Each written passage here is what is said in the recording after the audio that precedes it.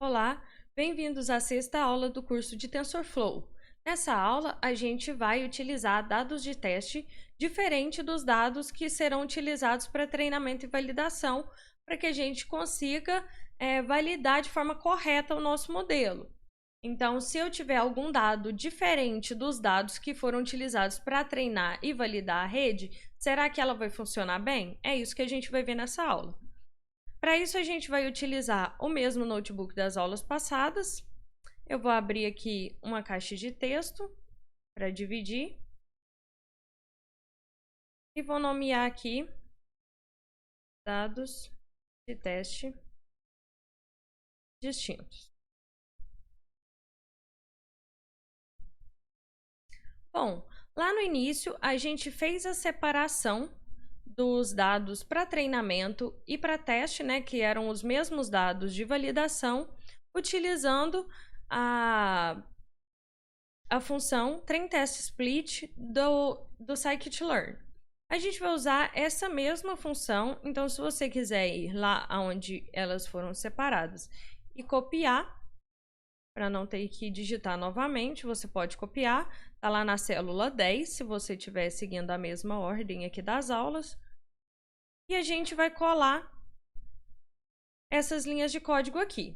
Só que agora eu vou chamar essa primeira aqui de entrada, treinamento, validação. E aqui também o target de treinamento e validação. Porque essa primeira base de dados aqui, que vai ser separada, eu vou separar ela novamente depois, uma parte para treinamento e uma parte para validação. Aqui, então, eu vou separar o entradas, 20% dele vai para teste e 80% dele vai para treinamento e validação. Aqui também vou fazer o corte no mesmo local, no 42, e vou fazer a mesma coisa com os dados de target. Rodei aqui, vou colar novamente aqui embaixo e agora eu vou separar o entrada, treinamento e validação, que a gente acabou de separar. 20% dele vai ir para validação, então aqui eu vou chamar de entrada val de validação. E aqui eu vou chamar de entrada de treinamento mesmo. Aqui também eu vou ter o target de treinamento e o target de validação. E para separar eles em duas bases de dados, eu vou utilizar esse target treinamento validação. Bom, dessa forma agora a gente tem 20% da base de dados geral, a gente colocou para teste. Dos 80% que restaram, 20% deles foram para validação e o restante para treinamento. Então, a minha base maior sempre vai ser a do treinamento. Uma pequena parte vai para validação e outra pequena parte vai para os testes, para que a gente consiga ver se o modelo realmente está tendo uma boa performance ou se são só para aqueles dados que ele utilizou para treinamento e validação. Bom, tendo separado agora os nossos dados, a gente vai começar a criar o nosso modelo. Então, o modelo 3, eu vou chamar aqui aquela nossa função criar modelo. Criou o modelo, basta compilar. Vou copiar aqui a função de compilação que a gente tinha usado anteriormente. Aqui. E já vou copiar embaixo também a função fit. Copiei. A gente cola aqui embaixo. Assim que a gente cria o modelo 3, a gente vai compilar esse modelo 3 da mesma forma que a gente compilou os anteriores. E daí a gente vai ajustar esse modelo. Agora, os dados de treinamento meu vão ser entrada de treinamento. Então, aqui vou deixar entrada de treinamento. E o target de treinamento. E para validação agora, ao invés de utilizar a entrada de teste, eu vou utilizar a entrada de validação e o target de validação. Vou deixar 750 épocas por enquanto, da mesma forma como anteriormente, e vou rodar esse meu bloco de código para que ele possa começar a ajustar, né, o meu modelo. Enquanto a gente aguarda que ele passe ali as 750 épocas, a gente vai começar a chamar as demais linhas de código. A primeira delas é para plotar esse histórico, né, do meu treinamento. Vou chamar minha função plot history e para ela eu vou enviar essa minha variável aqui, que está recebendo o histórico do meu modelo 3. Então vou copiar ali e colar aqui. Pronto, a gente pode rodar esse bloco de código. Assim que ele finalizar o treinamento, ele vai plotar para mim o histórico para esse meu modelo 3. Depois que a gente cria o modelo, compila o modelo, treina o modelo e plota ele, a gente começa a avaliação. Então, a gente coloca aqui modelo 3.evaluate. Agora, eu vou avaliar ele de duas formas para a gente analisar, né? Tanto para validação quanto para o teste, para a gente ver qual a diferença de se utilizar a mesma base de dados que se utiliza no treinamento ou validação e se utilizar uma base de dados diferente, que no caso agora é a nossa base de testes. A primeira avaliação que eu vou fazer do modelo 3 vai ser em relação à validação. Então, vou colocar aqui a entrada de validação e o target de validação. Só conferir se eu utilizei aqui as variáveis corretas. Ó, entrada validação, target de validação. Tá certo. Vou rodar esse bloco de código.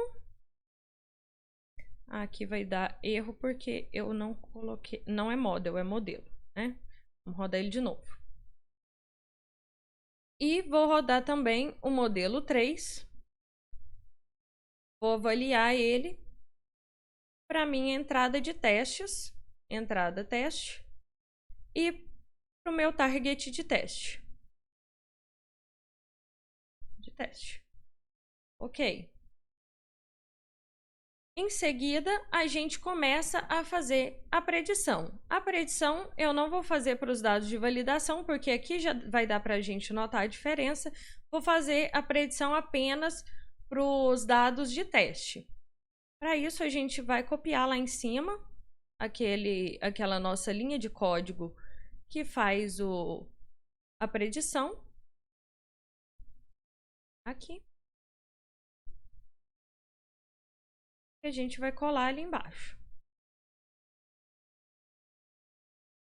E de texto é de código. Isso, código. Ok. Então, o primeiro dado que eu vou receber vai ser os corretos do modelo 3, depois os não corretos do modelo 3, os acertos do meu modelo 3 e os erros do meu modelo 3. Vou chamar a minha função de fazer predição e vou enviar para ela o modelo que eu quero que ela utilize para prever que é esse modelo 3 e quais são os dados, né? Tanto de entrada quanto target. O dado de entrada vai ser o entrada teste e o target vai ser o target teste.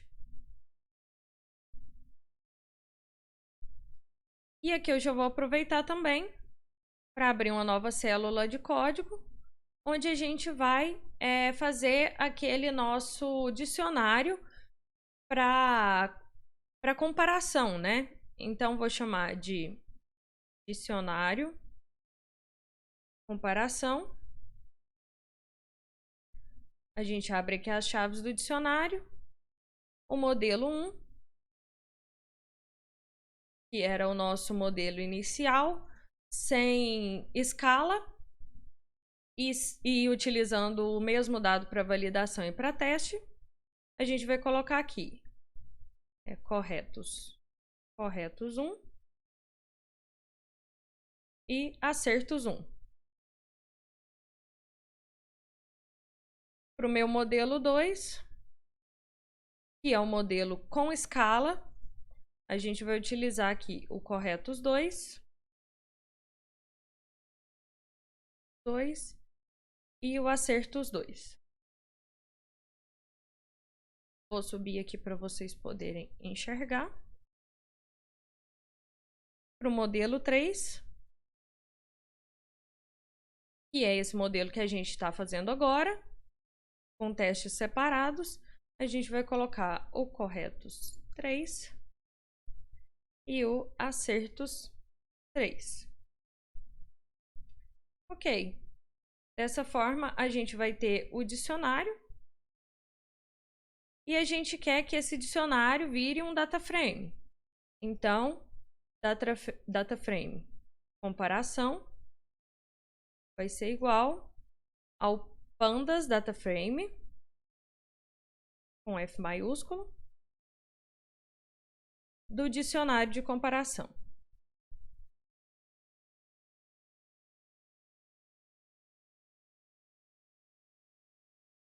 Agora ele vai finalizar ali, ele ainda está em 500 épocas, né? Ele ainda tem ali umas 250 épocas para fazer.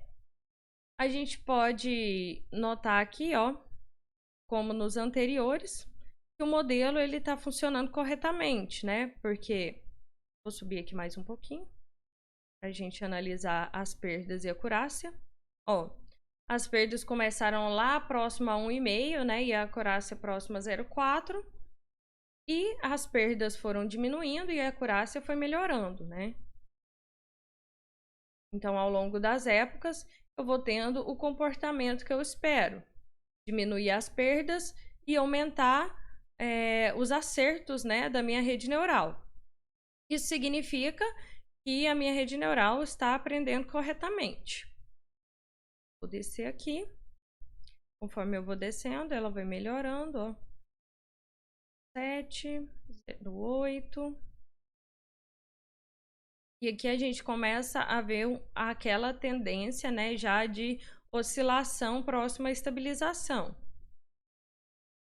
Ele oscila entre 80 e 70 e pouco, 79 e 80. Ele vai ficar oscilando.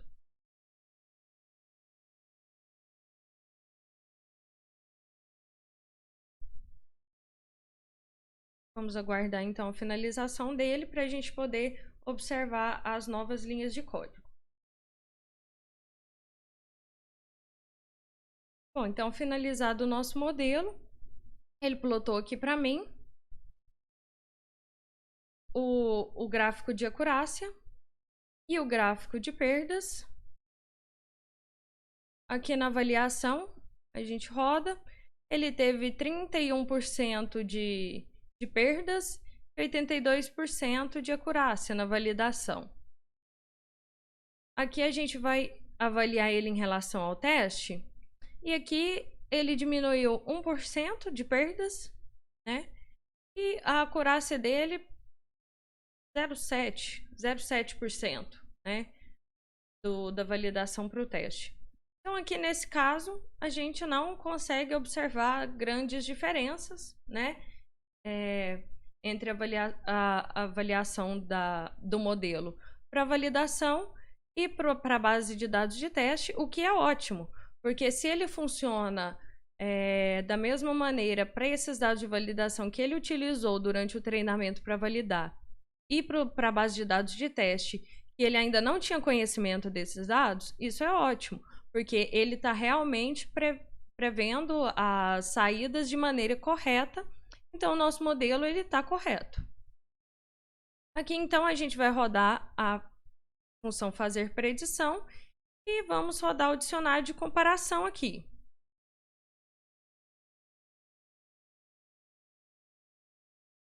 Feito o data frame de comparação, eu vou plotar ele.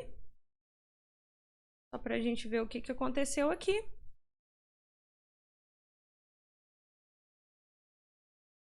E ele acertou 1.287, né, no modelo 1, né, que é o modelo que também não estava normalizado, ele acertou 1.329.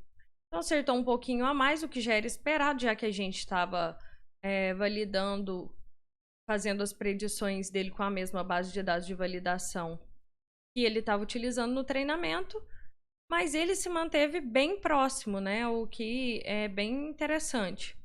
E aqui uma coisa que é interessante a gente observar é que para essa nova vez que a gente rodou agora, O nosso modelo 2, que era o modelo normalizado, ele se mostrou pior do que o modelo 1.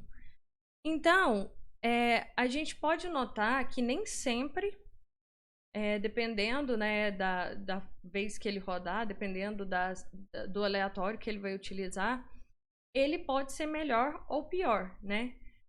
Por isso que geralmente quando a gente vai treinar uma rede neural, é interessante que a gente faça esse treinamento dela várias vezes, né? E pegue o melhor dos modelos, o modelo que nos dá o melhor resultado, né? No caso aqui, dos 3 modelos, por enquanto, o modelo que teve o melhor acerto foi o modelo 1, mas a gente não pode comparar ele totalmente, né? O modelo 3, já que o modelo 3 aqui, ele está concorrendo com uma base de dados diferente para teste. Na próxima aula, a gente vai ver como é que a gente contorna, então, o overfitting, né? Que ocorre em vários desses modelos aqui, e, inclusive, pode impactar, sim, nesses resultados aqui, porque, como eu falei para vocês, quando ele começa a passar do ponto que ele não melhora mais, ele pode acabar finalizando numa parte pior, né? Numa parte um pouco mais aleatória, e aí acaba que ele piora o modelo ao invés de melhorar. Na próxima aula, a gente vai ver como contornar isso. Muito obrigada a todos e até a próxima aula.